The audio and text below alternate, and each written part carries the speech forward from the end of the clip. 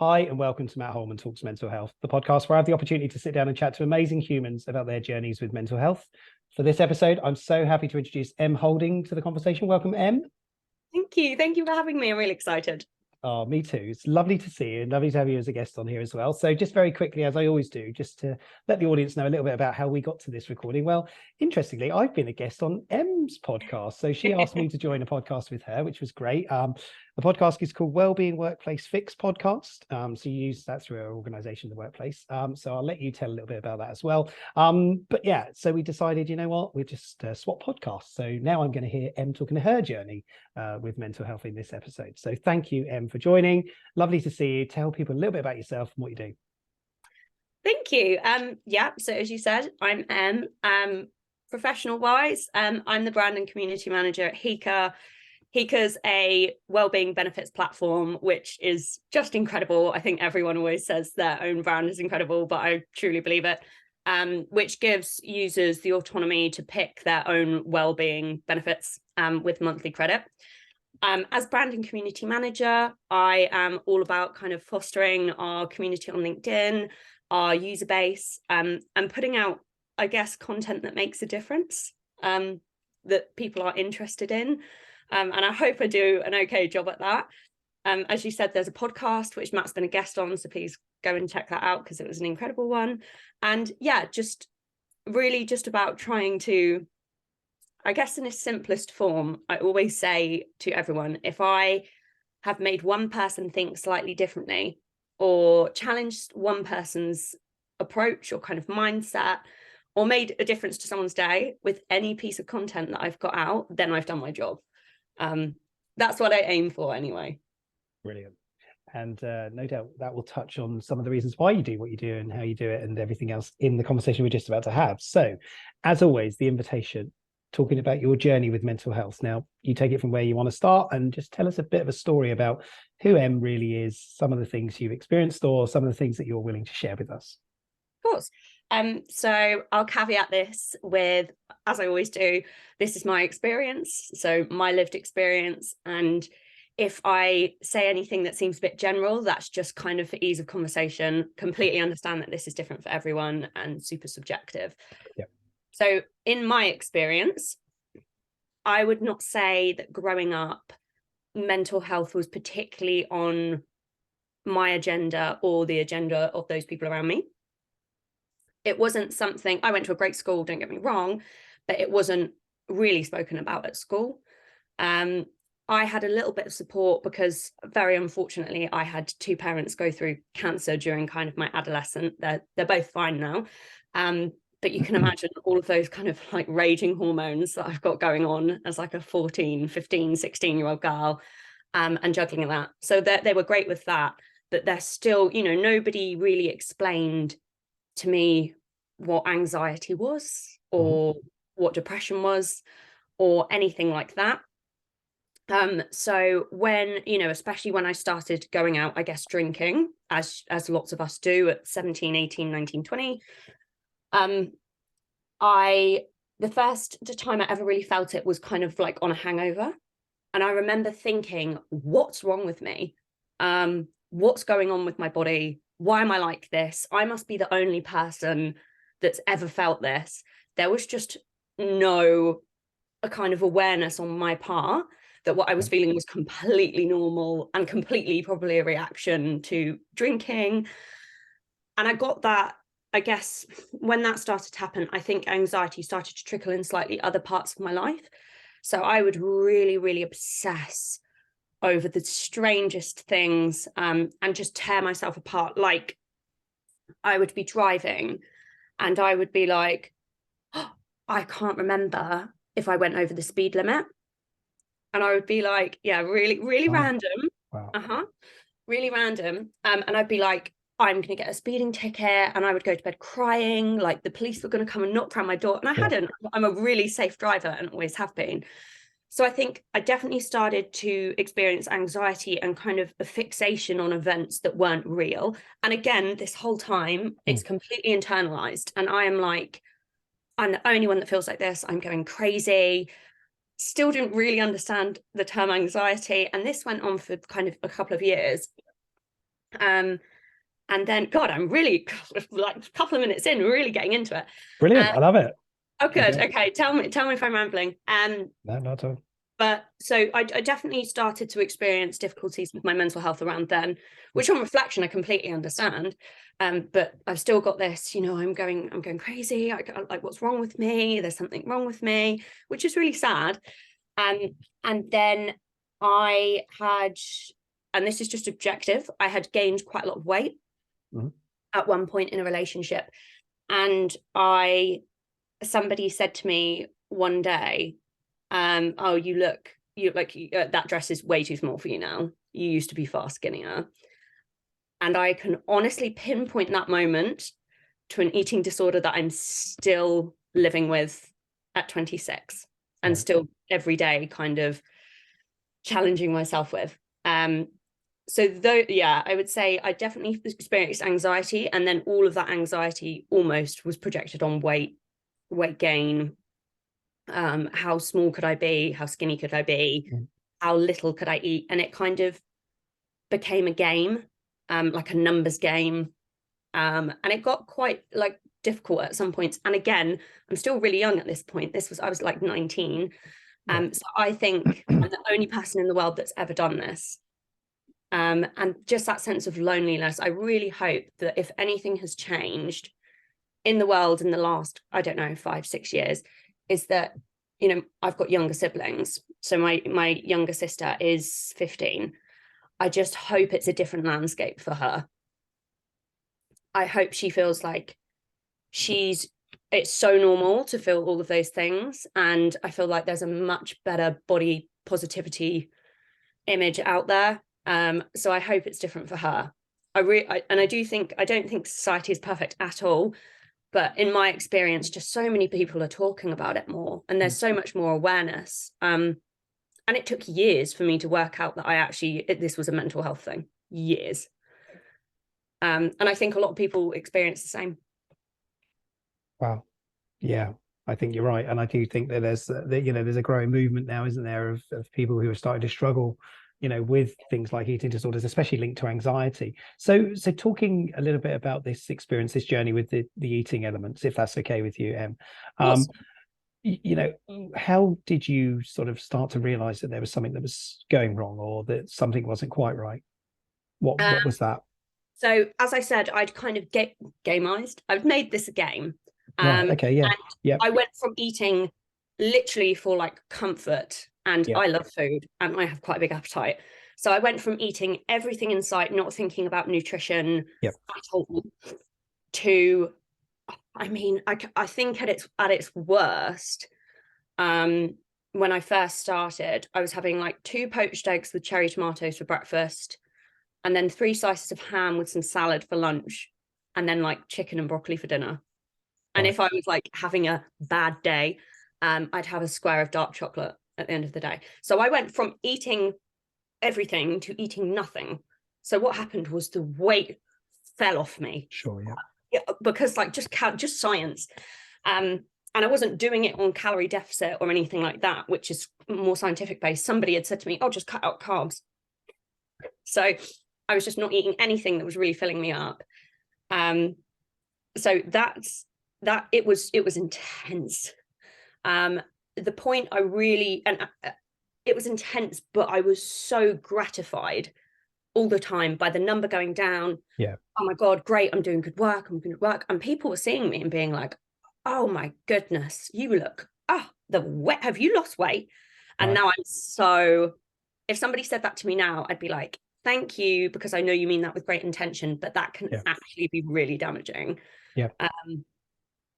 So yeah, the point I really realized that there was a problem was when my parents started hiding the scales in the house from me. Okay. Because I would weigh upwards of 4 times a day. And if I didn't like the number, I would stop drinking water until the number went down. It got really, really, really, it spiraled. It was so out of control. So that's kind of the experience that I had. And this demonization of carbs, and still now I'm really have to, like, I think it took me 2 years to train myself to have have you seen those like bagel thins? Yes. Yep. One of those for breakfast. Okay. Right. So it was, I think the thing for me that I was so shocked about looking back on this is how quickly I got into this, but how many years it's taking me to get out. And that is what is really scary about eating disorders, is that, you know, these traits, these habits are so quickly learned, but so slowly unlearned. It's taken me years, and I'm still doing it now. You know, I'll still be having dinner and I'll say, oh, no rice, or like, and it's just, I know it's not logical. That's the most frustrating thing for me, is that I know it's not logical. So, but I had no idea that was a problem. Right. Wow. I was receiving constant gratification. I was receiving constant praise. Oh my God, you're tiny. Oh, wow, you've lost so much weight. Oh, your boyfriend must be so happy. You know, it's just, oh, and if somebody said, oh, you're actually getting too thin, in my head, and this is, please, nobody think I'm a bad person. I was very much in the midst of something. But if somebody said to me, you look too thin, I'd be like, you're jealous. Right. And I've looked this up. This is really common in eating disorders, and I definitely used to do this as well. Encourage people to eat more than you. Okay. I would be like, oh, you should have that. Oh, treat yourself. You should have that. Yeah. Like putting it on other people, because then it would justify what I was eating. So not eating alone. And that also, if somebody was like said about weight loss in a negative way, I'd be like, you're jealous. So it really can affect relationships as well. Yeah. Huge. Massive, like friendships. I used to go out for dinner and pretend I'd eaten and had a Diet Coke. You know, there was just so many aspects of my life that this trickled into you. I can't even tell you. So besides health, emotional, how I actually felt, this onus that I felt like it was a ball and chain, genuinely. And the day I stopped weighing myself, I think I posted on Insta the other day, I'm like 400 days without weighing myself. Okay. Which is wild for somebody that used to do that many days. But it just felt like such a responsibility. It was so heavy on my shoulders. And it was almost like a drug, in the sense that it was really high highs and really low lows. So if I got on the scales and it was better than I thought, I would be like, oh, so skinny, I can have a great day today. Scary, isn't it? Yeah. Thank goodness for that. And I've spoken to other people that have said the same, that it would absolutely determine their day. That is how I would, for anyone listening, if you're, in my experience, my advice, if the scale is setting you up for a day, the scale is a problem. But this all took years. As I said, like I'm 7 years into this now. Oh God, I'm older than I thought. Stop it. Some of us are a lot older than that as well. So but just to look back and be like, this has had me for 7 years of my life is quite scary. But it seems like a little bit of a different landscape now.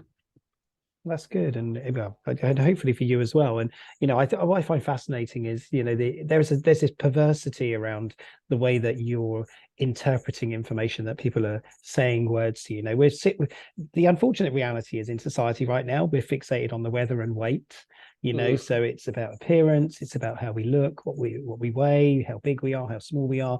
And you know, and I speak from a parent's experience, you know, and I talked openly about my journey with my own daughter, you know, and she's 20 now, and her living with an eating disorder. And you know, we've been through that journey as a family, and I can only send out my love to your family, because obviously I know how that does have an impact, especially when it gets to those really sort of destructive points as well. How did you get out of that place, though? So obviously you're on this journey, and this is an ongoing service, you know, in terms of the recovery for yourself. Did you seek professional help, or did you sort of just do some self-awareness, some education, or how did you sort of find your way through that? So both. I'm really, really, really fortunate, and I will always be grateful for this, that I've had access to an incredible therapist who I've been seeing for like 5 years. And that has definitely, in so many facets of my life, challenged my way of thinking and stuff. But there was a real turning point for me when I moved from Devon to London, and you know, super scared, new people, you have to really like jump in. And I met the most amazing group of friends, and still do now, meet people every day that are just so open-minded and excellent. So I had this group of friends who really just started to challenge me, especially with the carbs thing. I lived with them. They were the first people that I lived with when I moved to London. And I think if you just have people surrounding you that are not coming down with kind of judgment, or like, I love my parents, but sometimes parental roles and friend roles are very different. And, you know, I might be grumpy with my dad, but I'm probably not going to turn around and be that grumpy to my friend. So they were incredible. They were very instrumental in just day-to-day checking in. Hey, if you eat half a bagel, you're going to be fine. Hey, you look great. Hey, you listen to your body. That's probably the top thing that one of my best friends says to me. And then I'm not just saying this because they'll be listening, but my work colleagues are superb.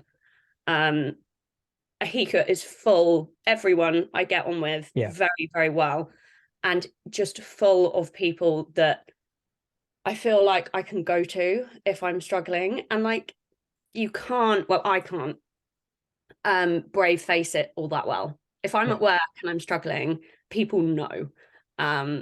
My line manager knows immediately, almost. Like, we'll get off a call and I wouldn't have really said anything or done anything different. And he'll be like, hey, come on. That's good. Yeah, it's incredible. It's amazing, so definitely I would always encourage people to reach out for like professional help. But for me, in terms of ED, surrounding myself with the right people has been really instrumental, because, you know, sometimes people going through eating disorders kind of stick together or like club together, and it can encourage it. Becomes very competitive in many ways. Competitive, and also it's okay because it almost feels like safety in numbers. Like, we're all doing this, you know, we're all doing this, we're skipping dinner, we're all doing this and the other. So really surrounding myself in work and kind of my home life with people that are challenging me, but not in a way where I feel like I have to be defensive or you know, I have to be on guard, I have to say sorry, I have to try and hide stuff. Not at all. I'm really, really blessed with the best in my opinion. Oh, that's brilliant. And I love that, because I think that's something that everybody needs to have around them, isn't it? And it's, you know, having good friends, those supportive people, and even having the ability to just explain things just from your perspective. I think it's, you know, it's something that a lot of people crave. We don't have a lot of people around us sometimes who will listen and give us that support. And just to validate on the parents piece, you know, I get it from my perspective as a dad. But what we have to remind ourselves is that parents are a safe space for us to really show our emotions and vent our anger and our frustration. And we see that a lot with our girls, and it's very much about, you know, we know it's not nice the way they do it, but we also know that they feel safe doing it with us. That makes sense. I agree. And especially when I was younger and really going through it, I cringe sometimes at the way I've spoken to my parents, who, by the way, are the most magical people I've ever met. I hold them in incredibly high regard. And if something's gone wrong or I've messed up, the first person I call is dad. 100%. Every time Peter gets a call. So yes, but it's just a different dynamic. It is. So I was really lucky that at that stage in my life, I had it coming from kind of all angles. At work, I had people that were incredibly supportive. At home. So yes, definitely to be kind of mindful about the influences that you're surrounding yourself with. Because I know that if I had got into a group of people that were struggling with really similar things, as much as I'd always help anyone on any journey, I was not in the place to do so. And it would have been detrimental to me and them. And that could have been quite a toxic kind of cycle, I guess. No, definitely. You're right. And it is so important to take notice. And I think that's the big piece, isn't it? Is taking notice of those changes and noticing when things aren't going as well. So on that, so self-care, it's a big part of everything that I know we talked about, and you know, we've had conversations offline from this as well. And so self-care, looking after you, talk to me. How do you look after yourself now in a balanced way, of course, you know, without that super competitive sort of elements creeping in to manage certain things? How do you look after yourself? So for me, I'm very much still on this journey. And the journey skill set wise has been kind of confidence building, boundary setting, and listening to my body. Brilliant. Yeah. Because what I used to label as, I guess, self-care or looking after myself, I would probably not call now. Okay. It's not waking up at 6 a.m. every morning. It's not making sure I've got a heart rate of 180 throughout a whole workout, because otherwise it doesn't count. It's not eating, you know, so it's been definitely getting in touch with what my body needs. How do my muscles feel? How does my brain feel? Do I feel tired? Do I feel hungry? Do I feel like exercise? Do I feel like something gentle? Do I feel like I need to do something good for the soul? So there was that. Confidence building and boundary setting are really important as well. I have grown so much more confidence to say no.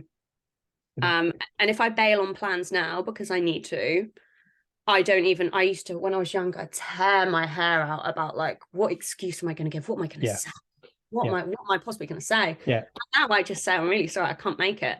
And if this is something you're struggling with, in my experience, 9.5 times out of 10, nobody comes back and says, well, why can't you make it? Everyone just goes, oh, okay. And they might be a little bit disappointed, and they might be this and they might be that, but let them, because if you going is going to impact your mental health, there is nothing more important. There is nothing more sacred than that. There is nothing in the world that you should let really take a toll on your mental health. So there's been a self-care journey, and I just can't stress its importance enough. I mean, we're always talking about it at HICA. We run several campaigns throughout the year. Yeah.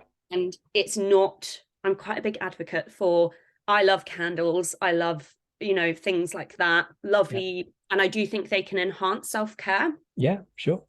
But it doesn't always need to be glamorous. No. Sometimes it's putting a load of washing on, or doing a food shop, or going for a walk. I have those lovely, luxurious kind of self-care evenings where I've got everything going and the bath's running. And sure. I'm not overlooking that. I'm just saying there's like a realism to self-care. So if you feel like you want to stretch for 10 minutes, that's great. But if you feel like you want to sit down and read a book, that's also fine. Yeah. This can be day-to-day things. Making my bed is my self-care ritual. Everyone knows something's wrong with me if I haven't made my bed. Genuinely, that's I have to. My space being tidy is really important to me. So I'm actually just planning a TikTok for the HICA account, which is like what you can do in your lunch break that's like realistic self-care, and making the bed is one of them. Amazing. Yeah. Yeah, because I just think these small things have such a big impact on your ability to kind of focus. I always think messy space is trickier. But that might just be me. Some people might thrive in that, and that's also fine. Yeah, it's fascinating, isn't it? Because everybody's very unique in that, and it just is a personal thing. And it's even to the point of getting up in the morning, having a shower, or putting clean clothes on, or whatever it is that you do. You know, those are so simple, yet people don't always frame them in the thought of saying, well, that's actually me looking after myself a little bit, as much as it is I look smart on a screen, or or people see or think I'm professional and present myself professionally. I don't know. I saw a TikTok the other day, and I mean, TikTok and mental health is, I'm not sure. I'm very not sure, but very consuming. Yeah. Very, very consuming. I think it can be very positive, but it can be very negative. Anyway, that's a different podcast. You'll have to get me back for TikTok. I think so. Yeah. Okay. Well, we'll do that. Yeah, we'll do that, because I'm of the age where I watch it and I scroll and I still have no idea why I'm seeing half the things I'm seeing. So TikTok knows what you like. But I saw this TikTok and it said, "Hey, like, how are you doing? Do you think you're not doing good enough?" And I was in a mood where I was like, yeah. And they were like, have you got up today, changed your clothes today, brushed your teeth today, and eaten a nutritious meal today? And I was like, yeah, okay. And they were like, you're doing way better than you think. Right, okay. And it is sometimes that perspective that we can be our own worst critics. Yes. I have to-do lists sometimes. I'm trying to stop them, but to-do lists, and I will micromanage when I'm doing my hoovering in the day. And we're just so hard on ourselves. We are. We really are. We We need to really ease up. We need to ease up a little bit of the pressure sometimes, don't we? I think that's the thing that we've struggled with, isn't it? In the world where we're so busy and overwhelmed by the, we talked about negativity before we came on this as well. And we don't want it to spin into a negative frame, this conversation, because I think it's so positive what you're sharing and the way that you're sharing it. And it is, we're consumed by so much, and we've missed the opportunity sometimes to just take care of ourselves and down the pressure a little bit, release it a little bit. Yeah, I completely agree. And if people will take anything from listening to this at all, this is your sign to check in with yourself and to really think and really listen to what your body, mind, and soul are craving right now. Yeah. And if that's an ice cream, so be it. It was for me yesterday. That's what it was at 11 a.m. in the morning. Oh, really? Oh yeah, I had real fancying for it. Nothing had happened. I was having a great day. But if that's what you're really, really craving, and go for it. If it's a walk, go for it. If it's a nap, go for it. So this is your sign. Check in. Amazing. I love that. Yeah, check in. So just with that, actually, because we've got a few more minutes left, but there is something that I want to just touch with you, which is the change of seasons. Oh, yeah. Because I know we'd had this conversation before. So tell us a little bit about your perspective on the change of seasons, especially where we are now. Yeah. So as you mentioned, we spoke about this off cam. I've always been quite excited about the change of seasons. I used to be that person that was like, oh, coats, boots, tights, I'm going to go to winter wonderland. And I have really struggled this year. I don't know what it is. I don't know if it's because there's quite a lot of doom and gloom out there in the media. Every time I seem to go on my phone, there's something bad going on. I have really, really struggled to adjust. And if you've ever been to a webinar or anything of mine before, you'll notice I'm in a completely different backdrop, because I've actually gone to Devon. So I live in London, and I was just really struggling to kind of wake up in the morning. I'm like a proper early bird. Usually in the summer, I'm a 5 a.m. girl. I was really struggling with my mood, motivation, the dark evenings, how grey it's been in the day. I have found it really tricky, really, really tricky. And hence why I came for a change of scenery. And I'm excited to go back to London now. So I think I've probably done something. But if you're feeling the same way as me, please message me, because I would love to hear kind of your experience if you're feeling the same, or if you've got any tips or advice. So my inbox is definitely open. But if you're feeling it, it's definitely normal, because I'm feeling it too. And I've spoken to others that are feeling the same, and it's going to be okay. I think my body's kind of getting to that adjustment, but I'm just being really kind to myself. So, today I started at 8 because I'm finishing a bit earlier, and I woke up at 7:30, 7:45. I'm really just letting my body go with it. If I'm tired, I'm tired. Takes what it needs. Yeah, absolutely. So I found that really, really therapeutic. I'm also lucky enough to be going to New Zealand over Christmas, so I'm going to have a complete season change.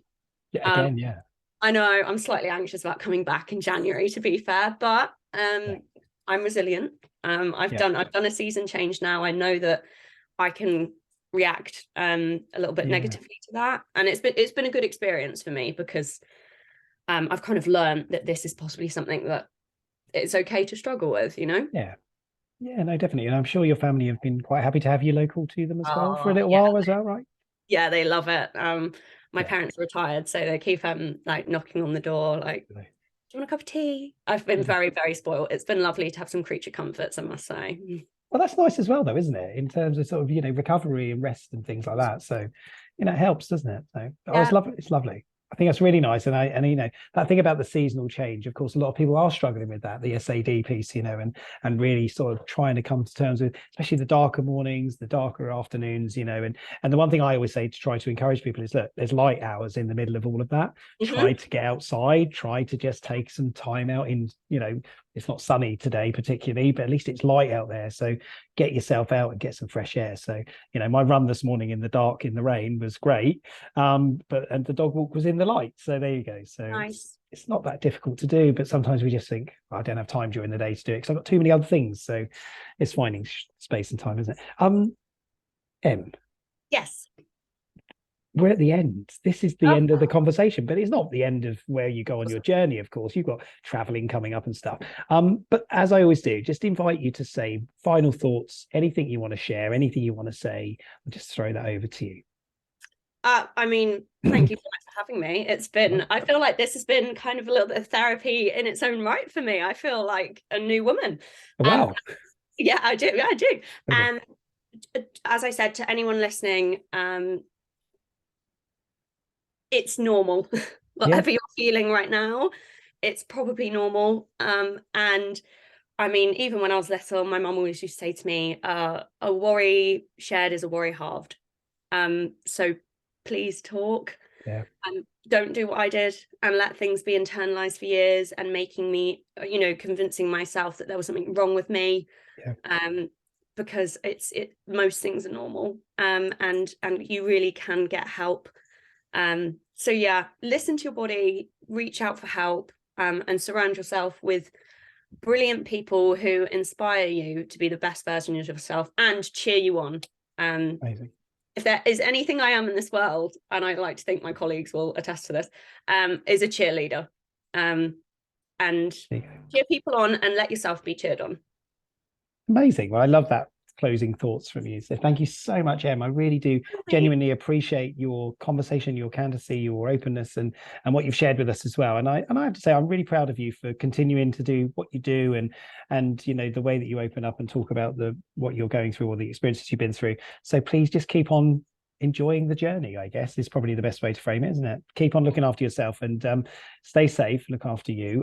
For anybody that is listening out there still, if you do need extra help or support, I know Em said you can always inbox her or you email her. I'll drop your connections so that people can find you, Em, on the conversation to this or on the notes to this. But yeah, if you do need extra help or support, if you are worried about things, know there are always people out there who are willing to listen and to give you a safe space to talk about that. You can call Samaritans. I always talk about Samaritans, of course. You can call them for free on 116 123. You can text to shout 85258. And of course, as we talked about eating disorders in this session, it would be beneficial for us to say that Beat is the UK's leading charity around eating disorders. If you want to know more about the work that Beat do, please do go and check them out, because they do have some amazing resources, whether you're somebody that might be struggling, somebody that's supporting somebody who's struggling, or even from a workplace perspective, of course, supporting people at work. So please know there's always people out there. You are not alone. That's the most important message we can ever send to these conversations. And if we help one person by you being an amazing human, Em, and telling people about your journey, we're doing a great job. So thank you so much. I really genuinely appreciate it. Look after yourself, and we're going to stay in touch anytime. Amazing. Brilliant. Lovely to see you. Thank you.